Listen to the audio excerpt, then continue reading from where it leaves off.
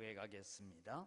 예수께서 그들에게 항상 기도하고 낙심하지 말아야 할 것을 비유로 말씀하여 이르시되, 어떤 도시에 하나님을 두려워하지 않고 사람을 무시하는 한 재판장이 있는데, 그 도시에 한 과부가 있어 자주 그에게 가서 내 원수에 대한 나의 원한을 풀어주소서 하되, 그가 얼마 동안 듣지 아니하다가 후에 속으로 생각하되, 내가 하나님을 두려워하지 않고 사람을 무시하나 이 과부가 나를 번거롭게 하니 내가 그 원한을 풀어주리라. 그렇지 않으면 늘 와서 나를 괴롭게 하리라 하였느니라. 주께서 또 이르시되, 불의한 재판장이 말한 것을 들으라. 하물며 하나님께서 그 밤낮 부르짖는 택하신 자들의 원한을 풀어주지 아니하시겠느냐? 그들에게 오래 참으시겠느냐? 내가 너희에게 이르노니 속히 그 원한을 풀어주시리라. 그러나 인자가 올 때에 세상에서 믿음을 보겠느냐 하시니라. 아멘. 우리의 기도를 들으시는 아버지 하나님, 우리의 찬송을 들으시는 아버지 하나님, 감사합니다. 오늘도 우리가 정말 세상에는 우리의 손을 붙들고 의지할 곳이 없어서 주님만 붙들고 걸어가기 원합니다. 주님, 우리를 긍휼히 여기시고 은혜 베풀어 주시옵소서. 이 시간 저희들이 또 하나님의 말씀을 나눌 때에 지혜를 주시고 깨닫는 안목을 주시고 들을 수 있는 귀를 열어 주시옵소서. 감사합니다. 예수님의 이름으로 기도드립니다. 아멘. 우리 옆에 있는 분들과 인사하죠. 좋은 추석 되십시오. 또 여러분에게 좋은 추석이 되기를 바랍니다. 그래서 우리 교인들은요, 나중에 마치고 갈 때도 해피 추석이라고 가야 돼요. 그래 우리 좋은 추석을 또 맞이하기를 바라고, 이번 추석에 또 우리 자녀들 만나고 가족들 만나게 되면 믿음과 신앙으로 세워지는 기회가 되기를 바라고요. 그 다음에 아직 주보에도 넣어 놓지는 못했는데, 전도사님 나중에 밖에다가 좀 배치를 해놔야 돼요. 전도지 온 거 있잖아요. 2가지 소식. 아니, 여치 말고 밖에다가 놔놨다가 2가지 소식 전도지를 이번에 이제 새로 만들어 왔습니다. 그건 저작권은 저한테 있습니다. 내가 2가지 소식 전도지 가지고 우리가 가서 내가 말로 전도 잘 못하고 할 때 요거 한번 읽어봐라. 우리 교회에서 만든 거다 하고 그걸 가져가셔서 혹 믿음으로 살지 못하는 우리 자녀들이 있다면 전도지를 주고 읽어놔 봐라. 그렇게 해서 밑에 나가는 길에 좀 배치를 해놓으면 좋겠어요. 그래서 해서 우리 가족들이 정말 예수님 앞에 돌아오고 믿음으로 서는 기회가 되기를 바랍니다. 그래서 이런 기회를 우리가 또 추석 때 이럴 때 명절에 만들어 가야 돼요. 목사도 여러분 어쩔 수 없습니다. 늘 우리 자녀들에게 주일날 저녁만 되면 전화를 해가 오늘 교회 갔다 왔나, 목사님 설교 잘 들었나, 점검 안 하면 간지 안 간지, 서울 사는 아이들이 간지 안 간지 왜 알아요, 그죠? 그래서 늘 그렇게 관심을 가져줘야 우리의 자녀들이 믿음으로 바르게 세워집니다. 저는 오늘 본문을 가지고 설교를 준비하면서 굉장히 고민을 많이 했습니다. 흔히 여러분은 이런 이 본문 많이 들으셨죠? 설교. 강청하는 과부의 기도, 혹은 과부의 기도, 강청하는 기도, 이런 제목으로 가지고 기도에 대해서 많이 들을 때 이 본문을 가지고 설교를 합니다. 기도하다가 절대 낙심하지 마라. 하나님께서 들어주실 때까지 붙들고 기도해라. 그런 제목으로 오늘 이 본문이 많이 설교가 되어지는 것을 저도 알고 있습니다. 너무나 우리에게 익숙한 본문입니다. 그런데 과연 오늘 이 본문이 기도해라 그러면 들어준다라는 그 얘기만 하기 위해서 주님께서 오늘 이 본문을 말씀하고 계시는가 하는 부분을 오늘 생각해 보려고 합니다. 예수님께서 여러분 오늘 이 말씀을 다룰 때에 어떻게 하시느냐, 과부에 관한 비유로서 설명을 해가면서 예수님께서 이 이야기의 줄거리를 갑자기 바꿉니다. 바꾸는 게 뭐냐면, 낭망하지 말고 낙심하지 말고 기도해라. 그렇게 기도하다 보면 들어주실 것이다. 그렇게 얘기를 해 가시다가 갑자기 주제를 바꾸었어요. 그 주제가 뭐냐 하면, 오늘 여러분 우리가 읽었던 본문 6절에서부터 8절까지를 다시 한번 읽어보겠습니다. 우리 6절부터 8절까지 다시 한번 읽습니다. 주께서 또 이르시되 불의한 재판장이 말한 것을 들으라. 이 얘기를 들으니까 하나님도 우리가 그렇게 기도하면 들어주실 것 같다, 그 얘기죠. 그런데 그 다음 구절은 다른 얘기예요. 7절을 읽습니다. 하물며 하나님께서 그 밤낮 부르짖는 택하신 자들의 원한을 풀어주시지 아니하시겠느냐, 그들에게 오래 참으시겠냐. 여기까지도 기도를 낙심하지 안 하고 하면 들어주겠다, 그런 말씀처럼. 그런데 여러분 8절은 이상한 얘기를 합니다. 같이 읽습니다. 8절을 내가 너희에게 이르노니 속히 그 원한을 풀어주시리라. 여기까지는 됐죠. 그 다음 9절입니다. 그러나 인자가 올 때에 세상에서 믿음을 보겠느냐 하시니라. 여러분, 예수님의 말씀은 그냥 한 구절만 읽어서 되는 것이 아니고 전체 흐름에서 나오는 얘기의 결론을 들어야 돼요. 그 결론이 뭐냐 하면, 그러나 인자가 올 때에 세상에서 내가 믿음을 보겠느냐. 그 얘기를 거꾸로 지금 돌아가면 밤낮으로 가슴에 한을 품고 기도하는, 원한을 품고 기도하는 성도들을 내가 보겠느냐, 그 얘기예요. 그래서 여러분, 성경은 그렇게 읽어가야 됩니다. 그래서 오늘 저는 말씀의 제목을 뭐로 할까? 그래서 밤낮 부르짖는 성도들의 원한, 이러니까 나는 목사님하고 별로 원한진 것도 없고, 우리 찬양대 같이 찬양하면서 나는 옆 사람하고 원한진 것도 없는데 뭘 원한을 자꾸 가지라고 하느냐고, 그런 제목을 또 오해할 것 같고, 그래서 제가 주님 오실 때에 믿음으로 발견됩시다 라는 주제를 가지고 오늘 말씀을 나누려고 합니다. 그래서 여러분, 우리가 흔히 아는 오늘 재판장이 속으로 하는 소리를 들으라 하는 얘기를 먼저 간단하게 살펴보겠습니다.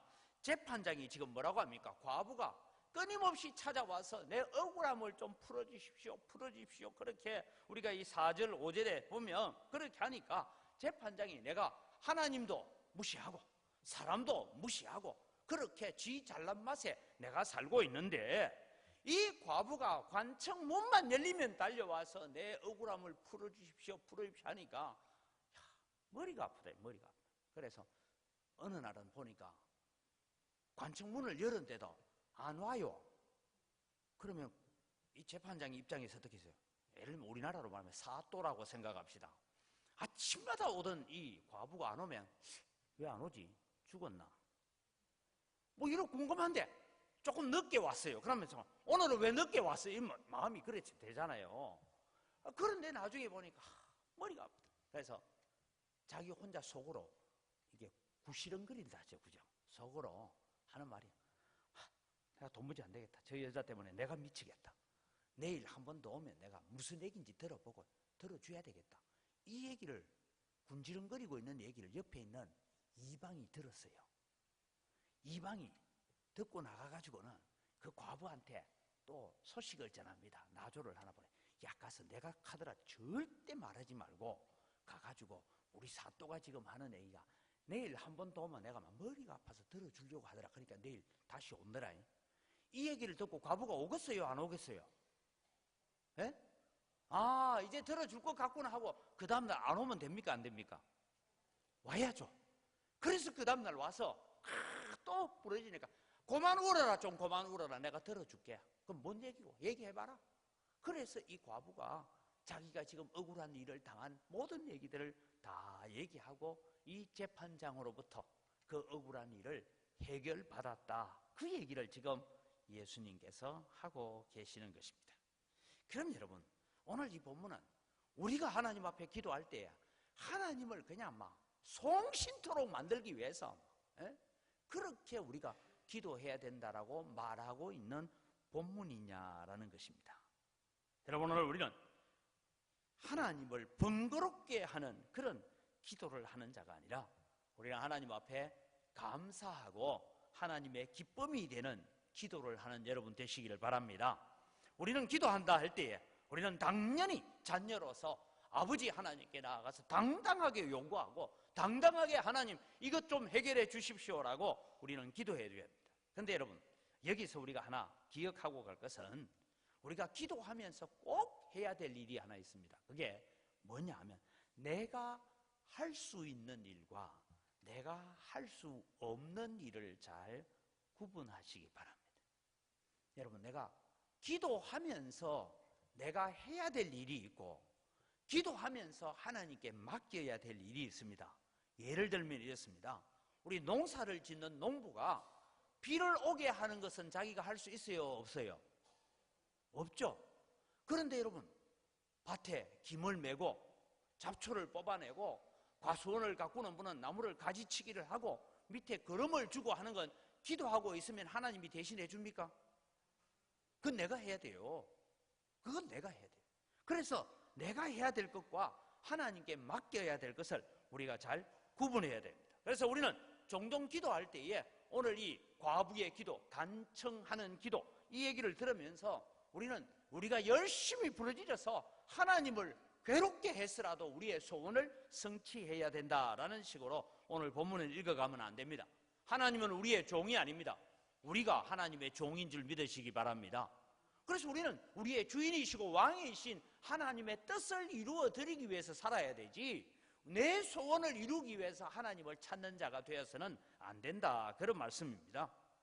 그래서 하나님께서 오늘 우리 기도를 들으실 때, 그래, 이제 내가 저 백성의 기도를 들어줘야 되겠다. 저렇게 나를 위해서, 나의 영광을 위해서, 복음의 확장을 위해서, 하나님의 나라를 위해서, 교회를 위해서 저렇게 눈물로 기도하는데 내가 이제 들어줘야 되겠다, 그런 마음을 가지도록 하는 것이 우리의 기도의 내용이 되어야 된다, 이 말씀입니다. 근데 여러분, 우리는 너무 쉽게 응답받으려고 하는 욕심을 가지고 있습니다. 어떤 분은 20일 작정 새벽 기도하면 하나님께서 내 소원 들어주시리라. 여러분, 20일 새벽 기도 아니라 100일을 새벽 기도해도 안 들어줄 기도 제목이 있고요, 하루만 기도해도 들어줄 제목이 있습니다. 그건 뭐냐? 하나님의 뜻 안에서, 말씀 안에서 구하는 기도는 기도하자마자 즉각적으로 들어주실 때가 있고, 때로는 하나님의 뜻 안에서, 말씀 안에서 기도해도 하나님께서 우리를 훈련시키기 위해서, 야, 너 좀 더 기다려, 좀 더 훈련해, 그러기 위해서 또 기다리고 계시는 응답이 있고, 어떤 기도는 야, 그 기도는 하지 마, 그 기도는 내 뜻에 합당하지 않아 라고 말씀하는 기도의 제목도 우리가 가지고 있다, 이거예요. 그럼 여러분, 우리는 오늘 이 주제를 살필 때에 제가 이런 말씀을 드립니다. 주님께서 기도하다가 낭망하지 말아야 될 것을 말씀하다가 갑자기 예수님께서 그 과부의 간청하는 기도를 얘기하고 난 다음에 두 가지의 결론을 내리고 있습니다. 하나는 뭐냐 하면, 택하신 백성들이 밤낮으로 부르짖는 원한을 가지고 있다라는 말씀을 하시고, 다른 하나는 인자가 올 때에, 즉 예수 그리스도께서 재림하실 그날이 되었을 때에 세상에서 그런 한 맺힌 기도를 가지고 기도하는 사람들을 내가 찾아볼 수 있겠느냐, 이 두 가지를 지금 예수님께서 우리에게 던져주고 있는 주제입니다. 그래서 여러분, 이 과부의 기도는 하나의 애화였고, 그 애화를 통해서 결론 내리고 있는 것은 두 가지예요. 너희들은 밤을 낮으로 그렇게 삼고 하나님 앞에 한 맺힌 기도를 가지고 있는, 기도를 하는 자들이 되어야 된다. 그렇게 기도하고 있는 자들은 내가 재림할 때에 믿음으로 발견될 것이다, 이 얘기를 하고 있습니다. 그럼 여러분, 오늘 성도가 가지고 있어야 할 밤낮 부르짖는 원한이 무엇일까? 저는 이 본문을 읽으면서 이런 생각을 해봤습니다. 성경 곳곳에서는 예수님께서 뭐라고 합니까? 원수를 어떻게 하라고요? 사랑해라. 너희 원수를 위하여 기도해라. 내 원수가 너의 오른밤을 치거든 왼밤도 돌려대라. 내 겉옷을 달라 하거든 속옷도 벗어줘라. 오리를 함께 동행해달라 하거든 심리까지 동행해줘라. 이런 말씀을 하시던 예수님께서 갑자기 오늘 본문에는 성도들이 밤낮으로 부르짖는 원한을 가지고 있어야 된다. 뭔가 좀 이상하지 않습니까? 무슨 원한을 가지고 살아란 말입니까? 그것도 그냥 단순한 원한이 아니라 밤잠을 설쳐가면서 잠이 오지 않았어. 그 한 맺힌 일 때문에, 그 가슴의 한 때문에 잠이 오지 않았어. 그렇게 밤낮으로 하나님 앞에 부르짖는 그런 원한을 가지고 있어라. 도대체 주님께서 말씀하시는 택하신 백성들이 밤낮 부르짖어야 된 원한이 무엇일까? 이것을 오늘 우리 주제로 살펴보려고 합니다. 여러분, 오늘 이 본문은요, 이해하려면 17장을 먼저 알아야 됩니다. 여러분, 18장 1절 앞에는 뭐가 있어요?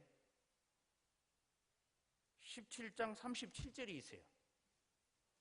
그러면 17장의 얘기를 우리가 먼저 이해해 가야 됩니다. 그래서 제가 오늘 17장을 찾기 전에 여러분, 우리 성경을 읽을 때 우리 공부를 좀 해야 돼요. 원래 성경은 창세기 1장, 2장, 3장 이래 장이 나누어져 있거나 1절, 2절 이래 절수가 나누어져 있지 않습니다. 그냥 한 문장으로 쭉 그냥 해가는 거예요. 그렇게 적어가던 거예요.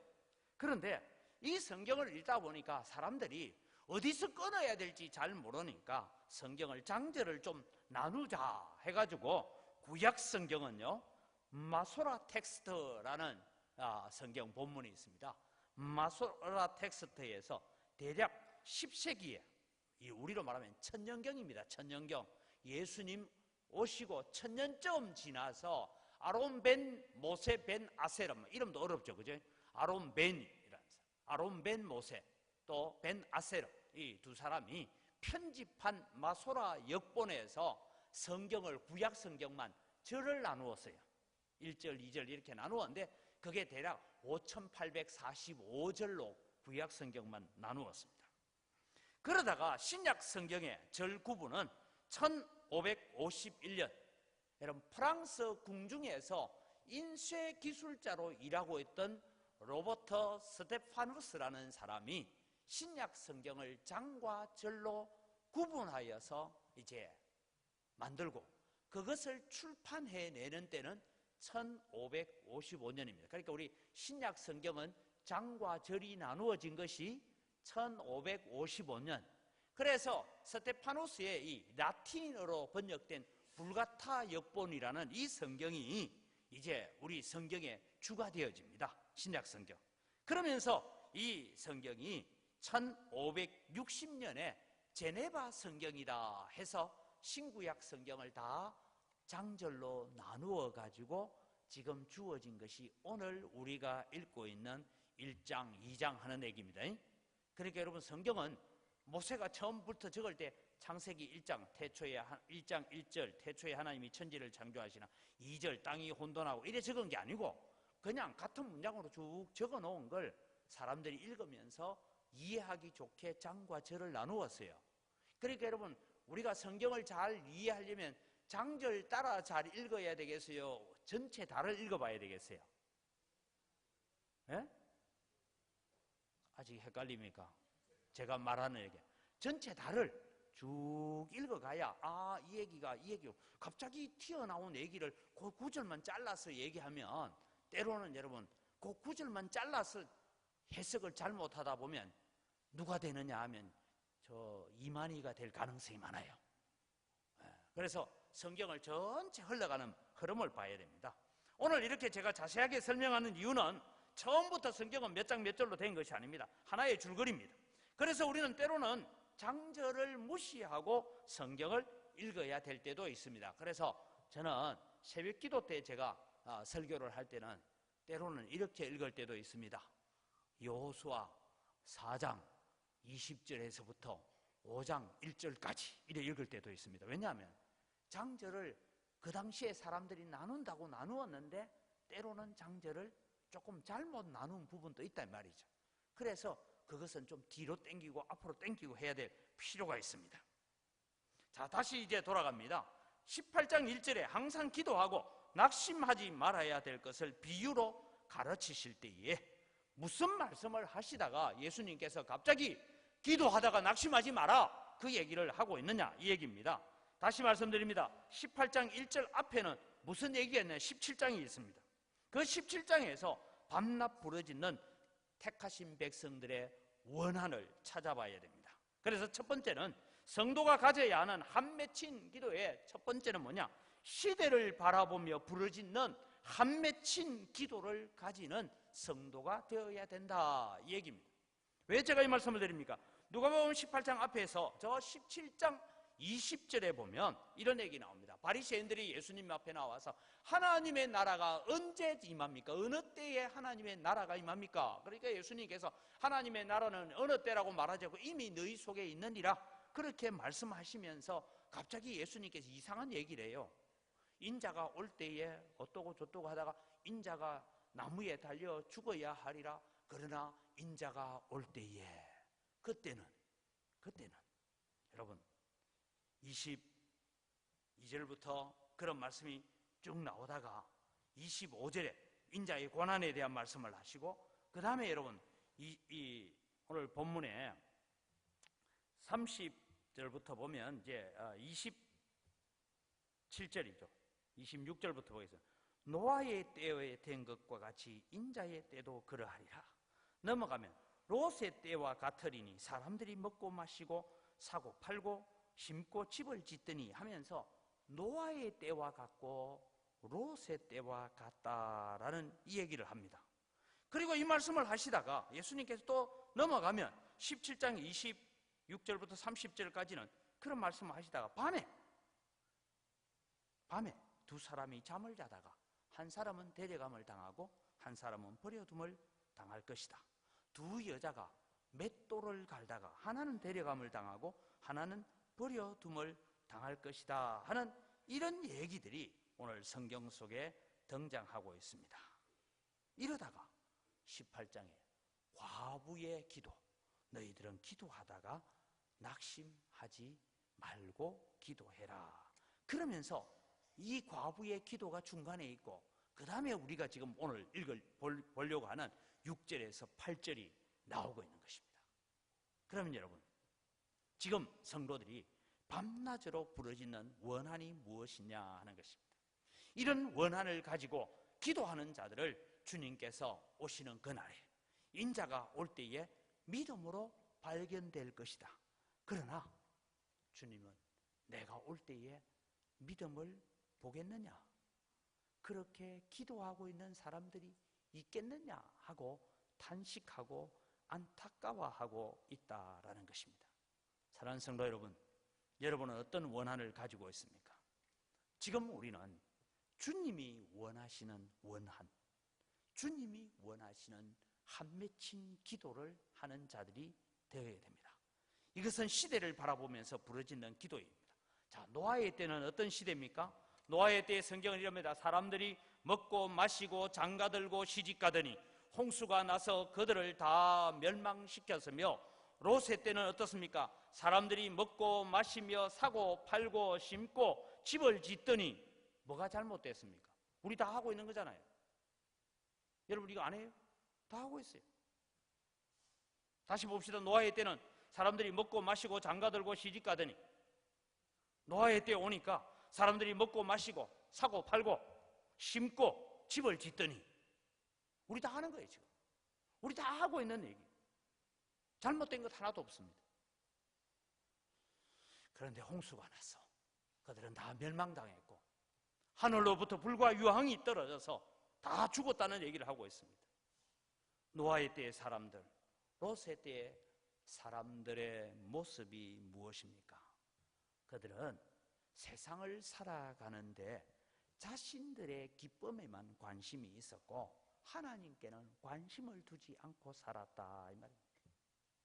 노아가 방주를 지으면서 저 산꼭대기에서 방주를 지으면서 120년 뒤에 홍수로 멸망당할 것이다. 참 웃기는 사람 소리하고 있다. 왜냐하면 여러분, 그때는 아직도 지구상에 비라는 것이 제대로 내리기 전입니다. 그러니까 홍수라는 게 이해가 안 돼요. 저 산꼭대기에 물로 가득 채워질 것이다. 웃기는 얘기죠. 여러분, 저 지금 어떤 사람이 무등산에서 지금 배를 하나 만들고 있으면서 나중에 무등산까지 물이 찰 거라 하면 여러분 같으면 믿겠어요? 안 믿겠어요? 나도 안 믿어요. 말도 안 되는 이야기를 하고 있잖아요. 그걸 120년 동안 방주를 지으면서 가족들이 그 일을 하고 있습니다. 사람들은 관심이 없었습니다. 롯의 때는 어땠습니까? 롯이 나가서 자기 사위들에게 하나님께서 이 소돔과 고모라를 유황불로 멸하려고 하니까 우리와 같이 도망가자 하니까 사위될 사람들도 뭐라고요? 농담하는 줄 여겼더라. 이런 때였습니다. 여러분. 사랑하는 성도 여러분, 예수님께서 노아의 시대와 롯의 시대를 말씀하시면서 마지막에 인자가 올 때에 이렇게 하늘 품은 기도를 하는 자들을 내가 찾아볼 수 있겠느냐라고 탄식하고 계십니다. 자, 여러분, 지금 이제 우리 대한민국을 보십시오. 남북한 정상이 평양에서 회담을 하고 백두산 갔다 오신 건 뉴스 다 보셨죠? 참 재밌죠? 저도 얼마 전에 그 백두산에 갔다 왔는데 천지도 못 보고 왔습니다. 천지를 분간 못하도록 안개가 가득해가지고 천지도 못 보고 왔어요. 그런데 여러분, 통일이 곧 될 것 같죠? 평화가 곧 이루어질 것 같죠? 그런데 여러분, 별로 기대하지 마십시오. 저는 한국 교회가 낮아져서 기도하고 주님 앞에 부르짖어 외치지 않으면 하나님은 통일을 선물로 안 주십니다. 우리도 여전히 노아의 때와 같고 롯의 때와 같이 먹고 마시고 시집가고 장가가고 신고 사고 팔고 집을 짓고 거기에만 관심을 가지고 있으면 하나님은 결코 이 땅에 통일이라는 선물을 주지 않습니다. 어떻게 해야 되겠어요? 하나님, 저 북한 땅이다. 우리처럼 마음껏 주일날 예배할 수 있고 마음대로 찬송할 수 있고 마음대로 성경 읽을 수 있는 그날이 속히 오게 해달라고. 오늘도 지하교회에서 신음을 고통당하고 있는 그 성도들에게 평안을 달라고 기도하는 눈물이 있을 때 그게 주어지는 거예요. 대통령 10번 왔다 갔다 한다고 통일될 줄 압니까? 안 됩니다, 여러분. 우리는 저 북한 땅을 위해서 그런 기도를 해야 됩니다. 지금도 여러분 북한 땅에는 지하 곳곳에서 예배하면서 동굴에 모여서 예배하면서 그 성도들은 제가 중국에서 96년도에 96년도에 만났던 탈북한 기독교인 중에 한 사람은 이런 얘기를 하는 걸 들었습니다. 목사님들, 우리는 남조선 교회를 위해서 눈물로 기도하고 있습니다. 교회가 더 이상 타락하지 않게 해달라고 우리는 날마다 눈물로 기도하고 있습니다. 그 얘기를 96년도에 들었어요. 한국 교회가 더 이상 타락하지 않게 해달라고.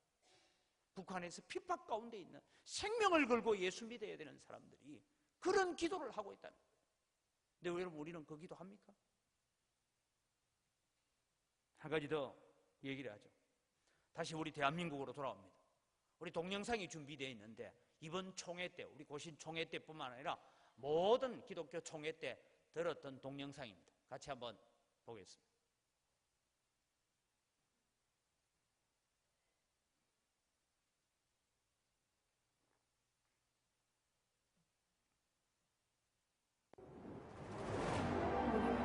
수많은 국민들이 삭발과 혈서까지 써가면서 강력한 반대를 표명했음에도 지난 8월 7일 국무회의에서 NAP가 통과되었습니다.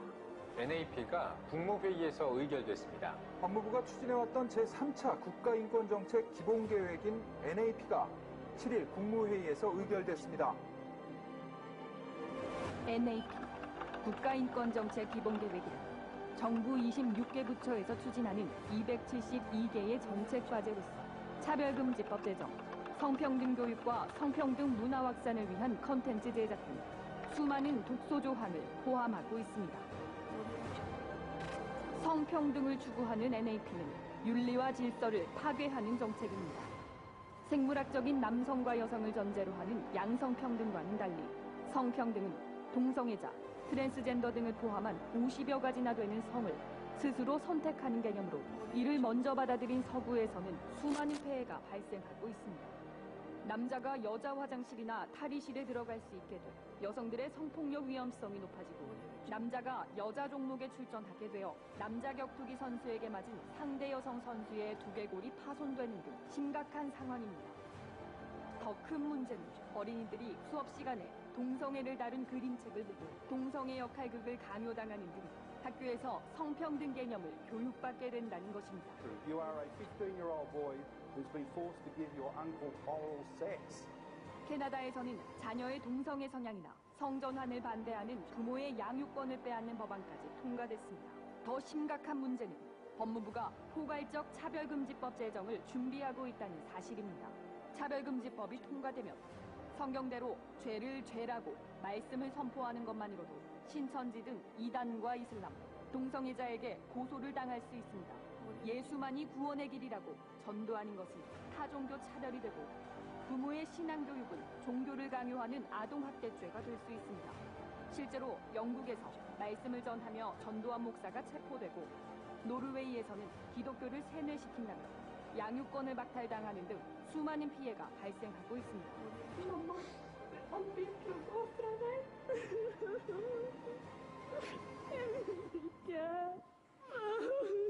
법무부는 국제인권규범이 동성애 차별을 금지하고 있다고 거짓말을 하며 차별금지법의 필요성을 강조하지만 표에서 보듯이 대다수 국가가 동성결혼을 금지하고 있으며 동성애 차별금지법이 존재하지 않습니다. 또한 NAP는 인권의 주체를 국민에서 모든 사람으로 바꾸는 등 국민을 테러와 범죄의 위협으로 밀어넣는 독소 조항을 포함하고 있습니다. Of 1,200 women on New Year's Eve by as many as 2,000 men. 2012년부터 17년까지 스웨덴에서 발생한 강간 사건 4천여 건 중 무려 96%가 무슬림에 의해 자행되는 등 유럽은 지금 이슬람에 의한 테러, 집단 성폭력, 살인 사건으로 몸살을 앓고 있습니다. 우리나라도 난민법 제정 이후 가짜 난민들이 폭증하고 있는데 법무부가 유엔 난민기구의 동성애 옹호 지침을 따르고 있어 동성애자들마저 난민 신청을 하게 되면 돌이킬 수 없는 지경에 이를 것입니다. 법무부 인권국장을 찾아갔습니다. 그분은 우리 기독교를 완전히요 적폐를 보고 있다는 사실이었습니다. 개신교의 입장은 혐오적인 부분이 많기 때문에 정말 문제가 많다. 그리고 혐오단체하고는 협력할 수 없다. 그리고 앞으로 타협하지 않을 것이다. So the church must arise, and the church must speak at every point. The church must not be pietistic. This is a first order issue. It's about the salvation of souls. It's about the salvation of a nation. 국민을 속이고 기만하며 교회를 적폐, 혐오 세력이라고 폄하하고 무시하는 법무부와 국가인권위원회에 맞서 NAP의 독소 조항이 삭제되는 그날까지 순교의 각오로 싸워야 할 것입니다. 끝까지 싸우겠습니다. But the key is the church leaders. Leaders of the church arise. Do not be scared. You access those that have the power to write this legislation and you say this cannot happen. 총회에 모이신 목사님들께서 NAP 독소 조항 삭제 개정 1000만인 서명운동 및 반대 집회에 동참해 주셔서 문제점을 설교로 알리고 공동 현수막을 교회 외벽에 거는 등 적극적인 반대 활동에 나서 주신다면 이 심각한 위기도 전화위복의 기회가 될 수 있을 것입니다. 교회를 살리고 나라를 살리는 길, 바로 목사님들께 달려 있습니다. 한국교회의 단합된 힘을 보여주십시오. 예, 나라가 어느 정도 심각한지 아시겠죠? 예. 이런 일들을 진행해 가는데 혹시 여러분 이번 여성가족부 장관 진선미 의원은 기독교인입니다. 기독교인인데 이 진선미 장관 청문회를 할 때에 어느 야당의 의원이 이런 질문을 하죠. 후보자는 동성애는 아니지요. 질문을 그렇게 합니다. 그러면 자기는 아니다 하면 될 텐데 말을 피하죠. 위험한 질문을 하고 있습니다. 뭐 이런 식으로 말을 피해갑니다. 진선미 의원 사진 보여주세요. 저런 여자입니다.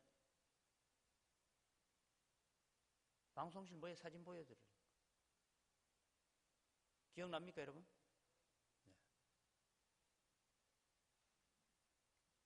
진선미 의원은 서울시청 광장에서 퀴어 축제, 동성애 축제할 때 참가했던 여자입니다.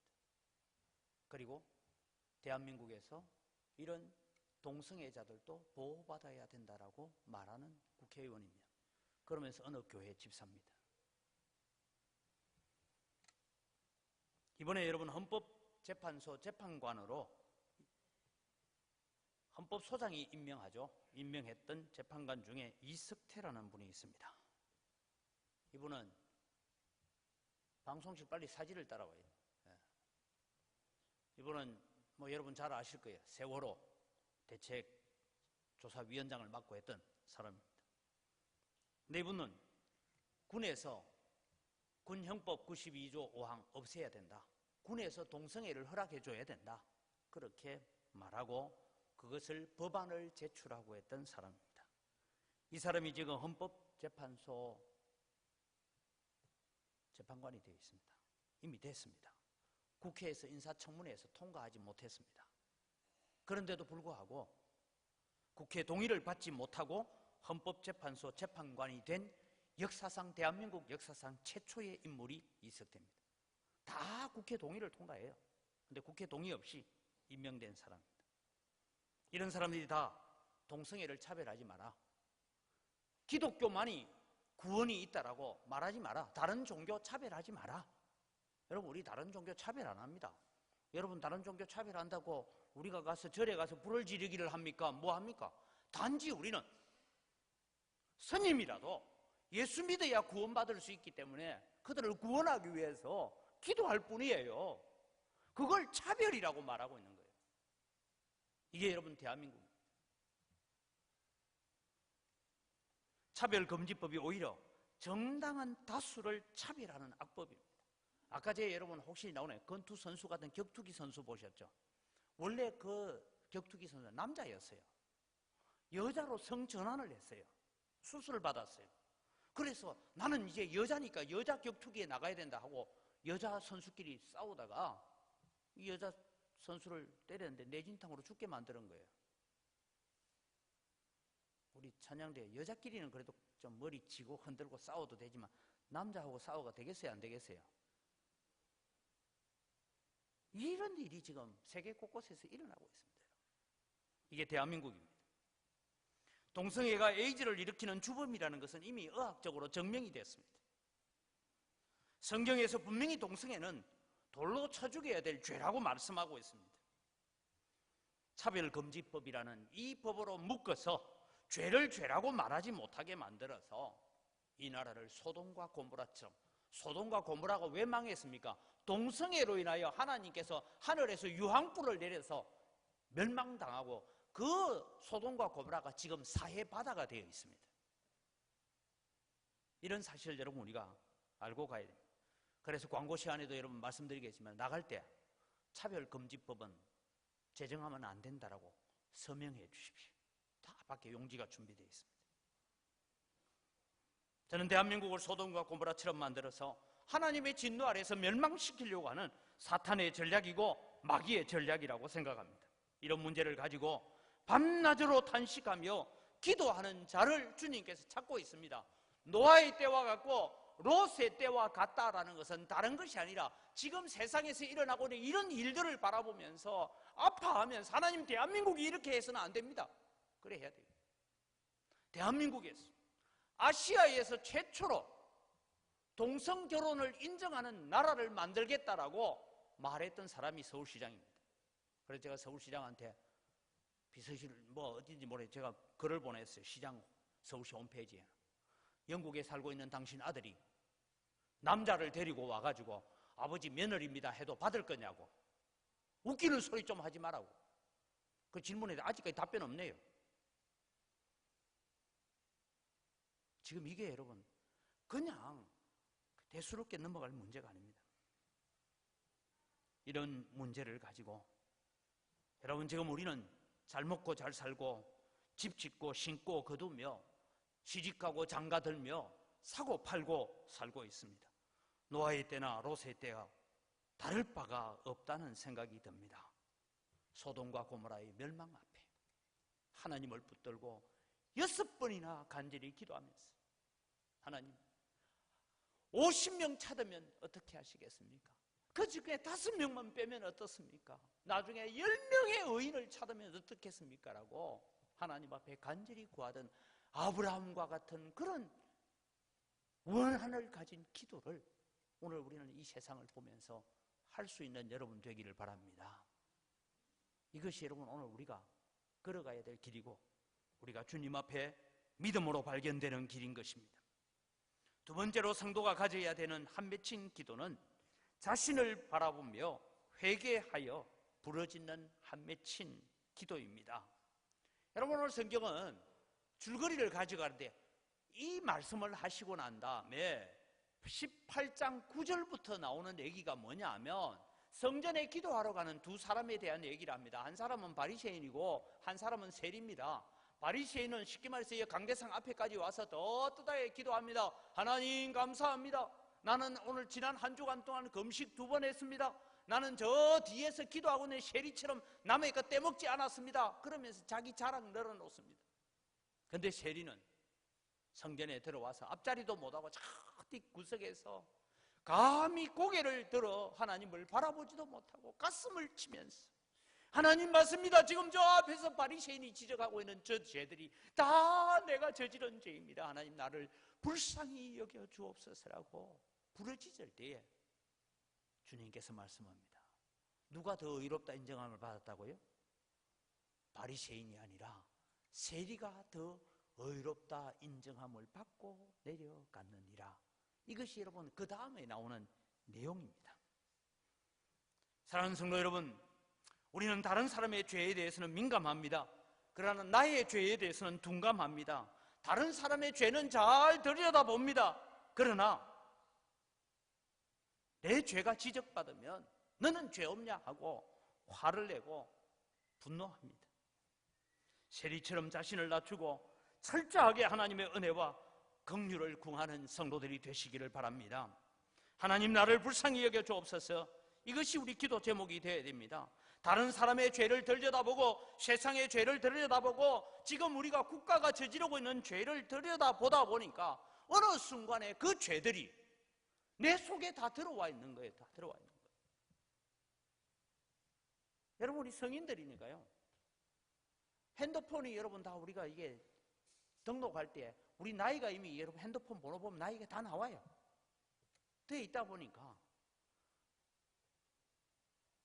중간중간에 그냥 한 번씩 광고처럼 떠오르는 데는 주로 어떤 것 떠오릅니까? 몇 가지가 떠올라요. 주식 투자해라 돈 번다 이런 거 해라 돈 번다 돈 버는 얘기 하나 나와요. 그 다음에 스포츠에 대한 얘기 하나 나와요. 그 다음에 하나는 옷을 입었는지 안 입었는지 그런 여자들이 나오는 사진들이 광고로 그냥 떠오르잖아요. 솔직히 말씀드리면 처음에는 뭘 이런 걸 띄우나 이랬다가 나중에는 자꾸 보고 싶더라고. 와이야 이 여자 참 날씬하네. 처음에는 세상의 죄를 지적하고 세상을 향하여 우리가 노세 때와 같고 노아의 때와 같은 죄를 지적하고 안타까워하다가 어느 날 보니까 그 죄가 내 속에 다 들어와 있는 거예요. 그래서 그것 때문에 세리처럼 통회하며 자복하면서 하나님 맞습니다. 나는 어떤 지적을 받아도 옳은 죄인입니다. 그렇게 고백하는 그런 탄식을 가지는 자를 주님 오시는 그날에 만나볼 수 있겠느냐? 이 얘기를 하고 계시는 거예요. 여러분 어떻게 사셨습니까? 저는 특별히 로세 때를 읽으면서 그들이 먹고 마시고 시집가고 장가들며 사고 팔고 집을 짓고 우리와 똑같은 삶입니다. 그 죄들이 소돔과 고모라의 죄들이 다 내 속에 들어와 있는 것이죠. 그래서 저는 이 설교를 준비하면서 이런 기도를 했습니다. 하나님 아무리 제가 목사로서 죄를 짓지 않으려고 발부둥 쳐도 안 됩니다. 하나님 나를 불쌍히 여겨주십시오. 그 길 외에는 방법이 없습니다. 컴퓨터만 켜도 핸드폰만 켜도 떠오르는 사진들 모든 것들이 다 험난한 겁니다. 하나님 내가 안 보려고 해도 안 볼 수도 없고 세상의 모든 그 추잡하고 더러운 죄들이 어느 순간에 보니까 내 속에 다 들어와 있다. 그것 때문에 탄식하고 그것 때문에 하나님 앞에 눈물로 부르짖으면서 하나님 내가 아무리 발버둥 쳐도 안 됩니다. 하나님의 긍휼 외에 하나님의 사랑 외에는 내가 어쩔 수 없습니다. 탄식하는 자를 주님 오실 그날에 발견하겠네요. 마지막으로 여러분, 성도가 가져야 될 한 맺힌 기도는 불신 영혼을 인한 탄식으로 기도하는 겁니다. 우리는 10월 14일 총력 전도주일 새생명 전도 축제로 지키려고 합니다. 물어봅시다. 전도하니까 잘 오겠대요? 잘 돼요? 내 몸에 태어난 자식들도 내 말 안 듣는데 잘 안 되잖아요. 얼마나 마음이 완고한지 도무지 보험이 들어가지 않습니다. 하나님, 내 몸에서 태어난 내 아들이고 내 딸인데 그래서 가슴이 아픕니다. 하나님, 억장이 무너집니다. 하나님, 제발 이 아들만큼은, 하나님 제발 이 딸만큼은, 하나님 제발 내 이웃, 이 이웃만큼은, 이 친구만큼은 하나님 구원하여 주옵소서. 소돔과 고모라에 불과 유황을 내려서 멸망시키려 하는 계획 앞에 하나님을 붙들고 부르짖는 아브라함과 같은 마음으로 오늘도 여러분, 내 가족을 향하여, 우리 친척을 향하여, 내 친구를 향하여, 내 이웃의 영혼을 붙들고 기도하는 자를 찾아볼 수 있겠느냐? 솔직히 말씀드릴게요. 저도 전도주일 되면 스트레스입니다. 광주에는 제가 아는 사람이 별로 없는데 이번에는 제가 1등 할 것 같습니다. 왜냐하면 재개발 반대하는 사람들이 그날 다 나오기로 했거든요. 제가 전도한 거로 해서 나오기로 했어요. 어떡하든 여러분, 잘 안 되잖아요. 전도 잘 안 되잖아요. 내 자식인데 안 되잖아요. 내 몸에서 태어났는데 잘 안 되잖아. 그것 때문에 안타까워하면서, 그것 때문에 아파하면서 하나님 앞에 가슴에 한이 맺히도록, 자녀, 애야, 내가 교회 가서 기도할 때마다 네 이름을 부르면 내 가슴에 한이 맺힌다고, 내 억장이 무너진다고. 그러면서 하나님 앞에 부르짖고 기도하는 영혼들이 있겠느냐? 이게 여러분 오늘 본문의 주제입니다. 그러나 인자가 올 때 믿음을 보겠느냐? 내가 재림나팔 소리와 함께 임할 때에 믿음을 보겠느냐는 것입니다. 사랑하는 성도 여러분, 우리는 주님 오실 때에 믿음으로 발견되어야 합니다. 우리는 노아 시대처럼, 롯 때처럼 먹고 마시고 장가들고 시집가고 사고 팔고 신고 집을 지으면서 세상에 너무 젖어 있습니다. 여러분에게 천국에 대한 소망은 무엇입니까? 복음의 확장을 위한 마음은 어떤 것입니까? 지금 이 대한민국을 바라보면서 여러분의 마음은 어떤 안타까움이 있습니까? 내 자신 속에 가득한 어느 날 세상의 온갖 것들이 내 속에 다 들어와 있는 것을 바라보면서 어떤 마음을 가지고 있습니까? 주님의 재림의 날은 다가오고 있습니다. 주님 오시는 그날에 주님 앞에 다른 거 다 버려두고 믿음으로 발견되는 성도들이 되시기를 바랍니다.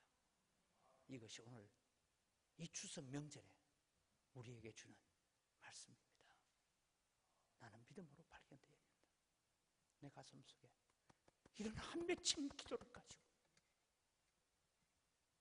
나라를 위해서, 내 자신 때문에, 예수 믿지 않는 내 가족, 내 친척, 내 친구, 이웃 때문에 한 맺힌 기도를 밤낮으로 부르짖는 원한을 가지고 서 있다가 주님 앞에 발견되는 믿음의 사람들 되기를 주의 이름으로 축원합니다.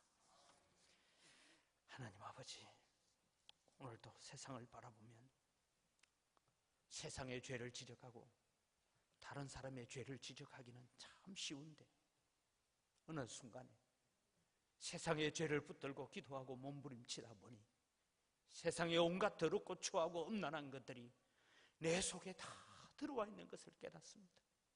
그래서 가슴을 쥐어뜯으며 주님 앞에 기도합니다. 하나님, 죄를 안 지으려고 발버둥 쳐도 죄 지을 수밖에 없는 우리의 연약함 때문에 주님 앞에 기도합니다. 주님, 전도주의를 맞이할 때마다 때로는 우리가 스트레스를 받습니다. 이번에 누구를 데리고 가야 되지? 그러나 주님, 내 몸에서 태어난 내 아들, 내 딸이 내 형제들이, 내 가족들이, 내 친척들이, 내 오랜 친구가, 내 오랜 이웃이 아무리 전해도 저 강팍한 심령이 무너지지 않습니다. 그러나 우리가 여리고성을 도는 이스라엘 백성처럼 오늘도 기도하며 그들을 붙잡고 그들의 영혼을 위해서 밤낮으로 한 맺힌 기도를 통하여 그들의 영혼을 살려내는 일에 쓰임받게 하여 주시옵소서. 그래서 주님 오실 때에 믿음으로 발견되어지는 성도들 되게 하여 주시옵소서. 감사합니다. 예수님의 이름으로 기도드립니다. 아멘.